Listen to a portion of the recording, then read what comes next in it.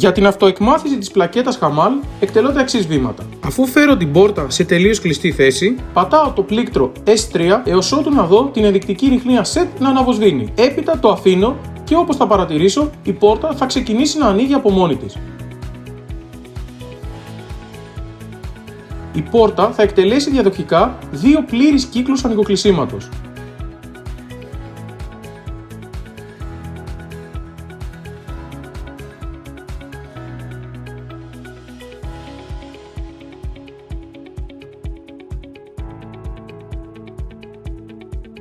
Όταν φτάσει στην τελική κλειστή θέση της, η διαδικασία αυτοεκμάθησης θα έχει ολοκληρωθεί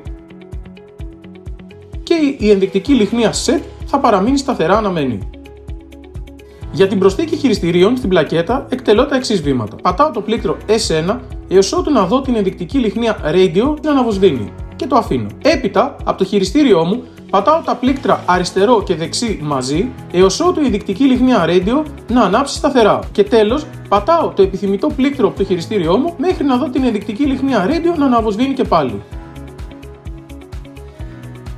Για να ρυθμίσω οποιαδήποτε από τα dip switch της πλακέτας, αφού επιλέξω την κατάλληλη θέση του, θα παρατηρήσω ότι οι ενδεικτικές λυχνίες αρχίσουν να αναβοσβήνουν. Για την επικύρωση της ρύθμισης, κρατάω πατημένο το πλήκτρο S2 για περίπου 7 δευτερόλεπτα έως ότου δω τις ενδεικτικές λυχνίες να σβήνουν. Για τη ρύθμιση οποιοδήποτε από τα ποτενσιόμετρα της πλακέτας, αφού επιλέξω την κατάλληλη τιμή που επιθυμώ, θα παρατηρήσω ότι οι ενδεικτικές λυχνίες αρχίζουν να αναβοσβήνουν. Για την επικύρωση των ρυθμίσεων, κρατάω το πλήκτρο S2 πατημένο για περίπου 7 δευτερόλεπτα, έως ότου δω τις ενδεικτικές λυχνίες να σβήνουν. Για τον μηδενισμό όλων των χειριστηρίων από τη μνήμη της πλακέτας, κρατάω τα πλήκτρα S1 και S2 πατημένα για περίπου 12 δευτερόλεπτα. Θα παρατηρήσω ότι οι ενδεικτικές λυχνίες αρχικά αναβοσβήνουν με αργό ρυθμό και στη συνέχεια με πιο γρήγορο ρυθμό.